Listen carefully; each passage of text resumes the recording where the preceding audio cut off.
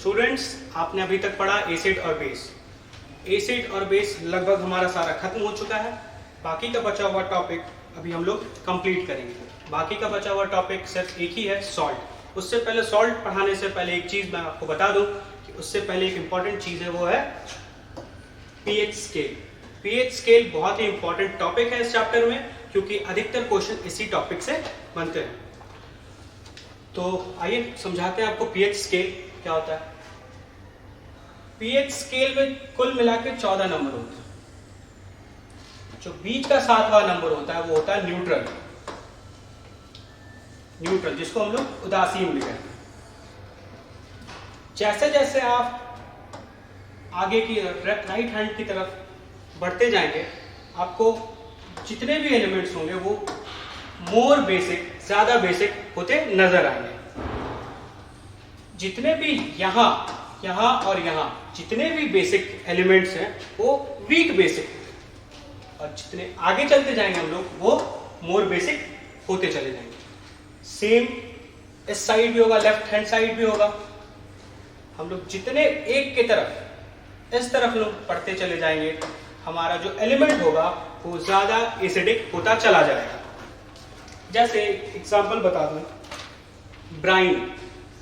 Bryan एक acid होता है जिसका पीएच वैल्यू 0.5 होता है। ये बहुत ज्यादा बेसिक, जिसको हम लोग स्ट्रॉन्ग एसिड भी कहते हैं।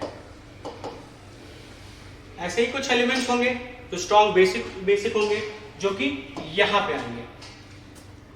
तो इंपॉर्टेंस ऑफ पीएच वैल्यू या फिर पीएच स्केल का क्या है वो आप अभी सुनेंगे। सबसे पहला, डाइजेस्टिव सिस्टम में पीएच बहुत महत्वपूर्ण भूमिका निभाता है। कभी कभी आपने महसूस भी किया होगा कि आपको गैस्ट्रिक की प्रॉब्लम होती है। गैस्ट्रिक प्रॉब्लम क्यों होती है? क्योंकि जब पेट में एसिड की मात्रा ज्यादा बढ़ जाती है तो वो गैस्ट्रिक का कारण बनता है। अब उसके लिए जो आप इनो या फिर और भी कुछ लेते हैं वो होता है बेस।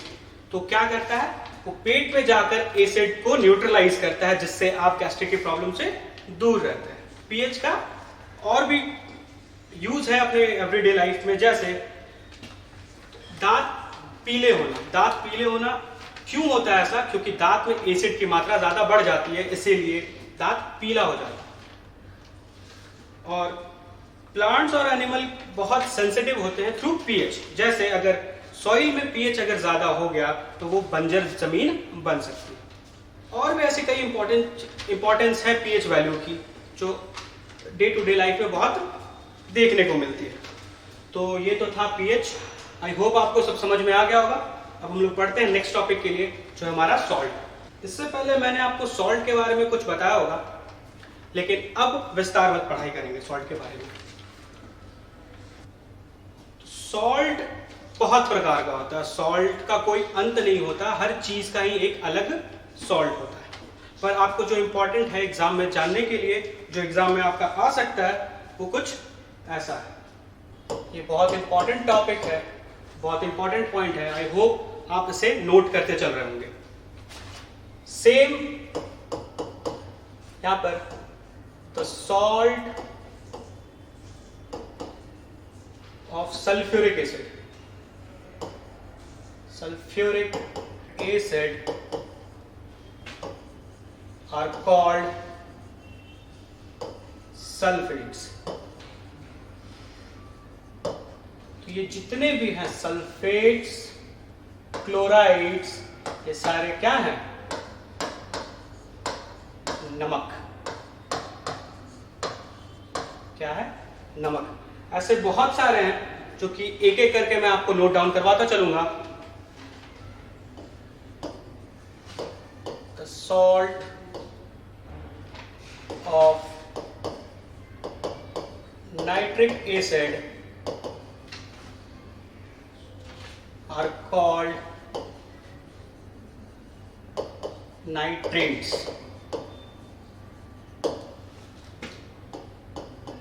ये तीसरा, चौथा नंबर भी लिख लेंगे आप, carbonic acid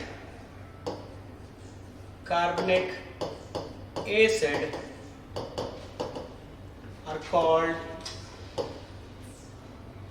carbonates.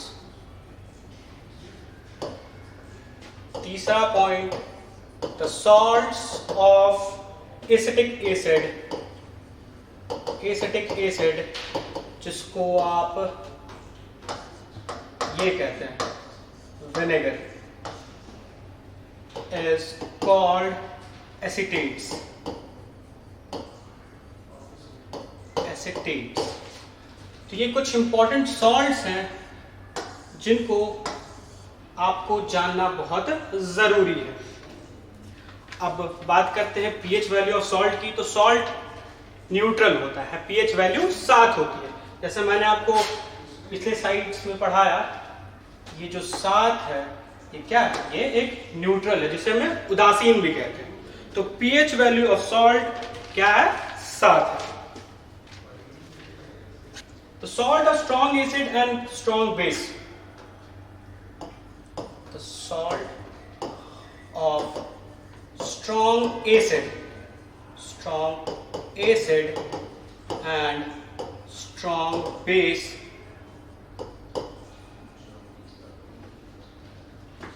gives neutral solution, neutral solution। जैसे ये एक क्वेश्चन की तरह आप लें तो इसका ये सॉल्यूशन होगा कि the salt of strong acid और स्ट्रॉन्ग बेस को क्या बनाता है, वो बनाता है एक न्यूट्रल सॉल्यूशन। सेम एक और पॉइंट ध्यान दें, the salt of strong acid and weak base, जो स्ट्रॉन्ग एसिड से और वीक एसिड से मिलकर जो सॉल्ट बनता है वो हमेशा एसिडिक सॉल्यूशन में आता है। क्या आता है, एसिडिक सॉल्यूशन बनता है। एक एग्जांपल ले लेते हैं, कॉमन सॉल्ट, कॉमन सॉल्ट जिसको हम लोग टेबल सॉल्ट भी कहते हैं, जो खाने के काम में आता है, टेबल सॉल्ट। ये होता है NaCl, Na मतलब सोडियम, Cl मतलब क्लोराइड। कभी भी दुकान जाएं तो ये नाम लेकर ना बोले कि मुझे नमक चाहिए, क्योंकि वो समझेगा। एक एग्जाम्पल ले लेते हैं जिसको आप बेहतर ढंग से समझ पाएंगे।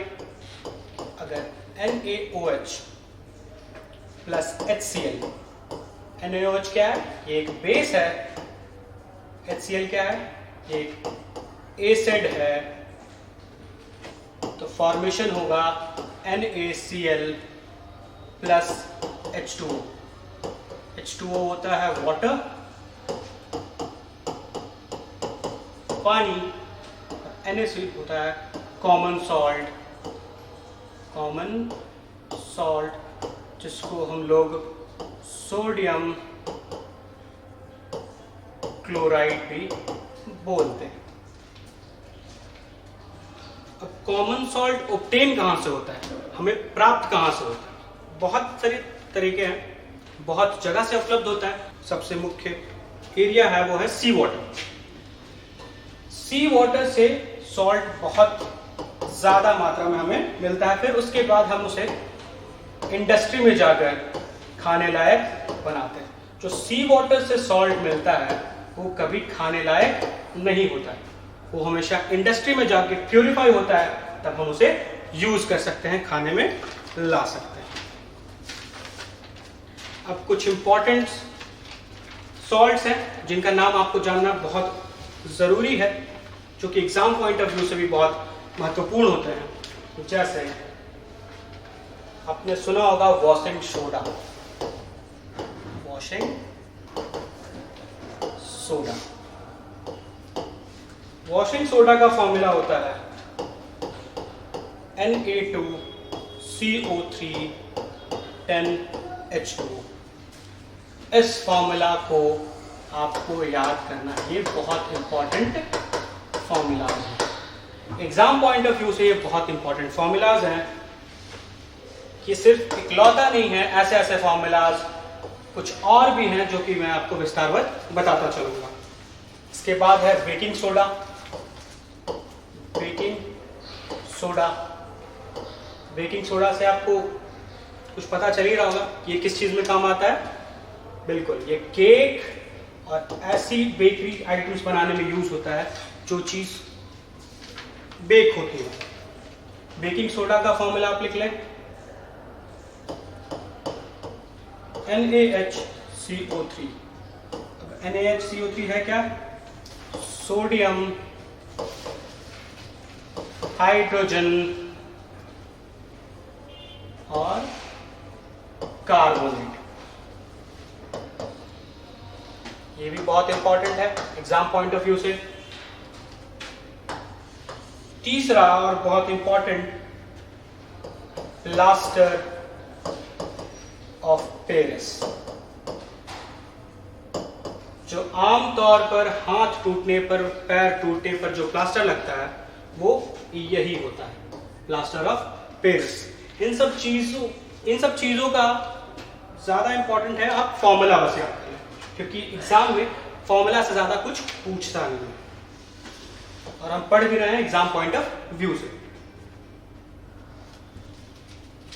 CaSO4 half of H2O, ये भी अपने कॉपी में लिख लें।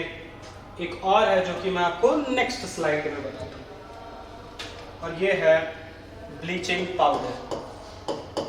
ब्लीचिंग पाउडर, आप सबको पता ही होगा ब्लीचिंग पाउडर किस काम में आता है। जो बहुत अत्यधिक पानी गिरने से जहां काई लग जाती है उसे हटाने में ये ब्लीचिंग पाउडर बहुत मदद करता है। खराब पानी को साफ करने के लिए भी ये ब्लीचिंग पाउडर बहुत काम में आता है। तो इसका भी फॉर्मूला आप लिख लें,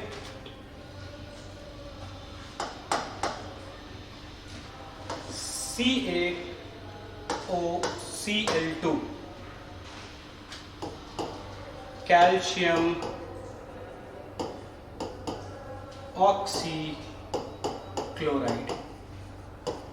तो ये थे आपके कुछ इंपॉर्टेंट सॉल्ट्स जो कि एग्जाम में बार बार लगातार पूछे जाते हैं। अब यहां तक था आपका एसिड, बेस और सॉल्ट का सिलसिला।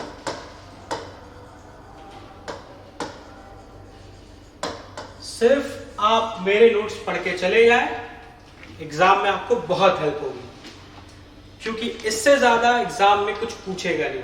अब तो आपके लिए फायदा है कि सिलेबस भी कम हो चुका है, पर उस चीज का ज्यादा ध्यान देना नहीं है।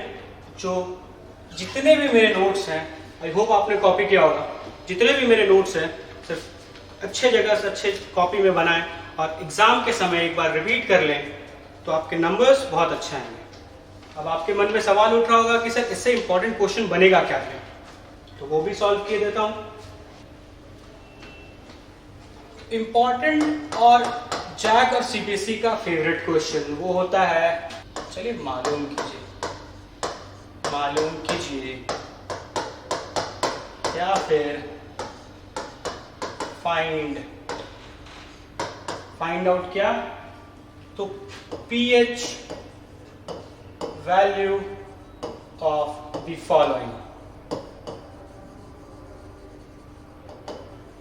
मैं ये आपको होमवर्क के तौर पर भी दे रहा हूं कि आप घर जाएं और जो मैंने क्वेश्चन दिए हैं उसका आंसर ढूंढने में थोड़ी दिमाग लगाएं। तो सबसे पहला मैं आपको क्वेश्चन दे रहा हूं, milk of magnesia find pH value of followings. सबसे पहला मिल्क ऑफ मैग्नीशिया, दूसरा सी वाटर, तीसरा ब्लड, चौथा टैप वाटर पांचवा गैस्ट्रिक जूसेस, गैस्ट्रिक जूसेस। इतना क्वेश्चन आप अच्छे से करके जाएं तो ये सब सारा और भी ऐसे कई एलिमेंट्स हैं जिनका पीएच वैल्यू आपको याद होना बहुत जरूरी है, क्योंकि इस टॉपिक से ऐसे सवाल बार बार लगातार पूछे जाते हैं। आई होप जो भी मैंने आपको पढ़ाया हो वो समझ में आया हो, क्योंकि ये टॉपिक ज्यादा मुश्किल टॉपिक है नहीं। इसे सिर्फ आपको नजर दौड़ाते चलना है और पढ़ते जाना है। इसमें कुछ याद करने वाली चीज है नहीं। जो भी चीज है ये आप इसके अलावा और कुछ याद करने के लिए चीज है नहीं, तो सिर्फ इसको याद कर लें और इस टॉपिक से निश्चिंत हो जाए। तो अब नेक्स्ट डे और नेक्स्ट टॉपिक होगा हमारा कार्बन एंड इट्स कंपाउंड। ये चैप्टर यहीं तक, और carbon and its compound next videos में आपको मैं बताऊंगा और समझाऊंगा कैसे क्वेश्चंस आएंगे उस पर और क्या टॉपिक्स रहेंगे। तो thank you and have a nice day.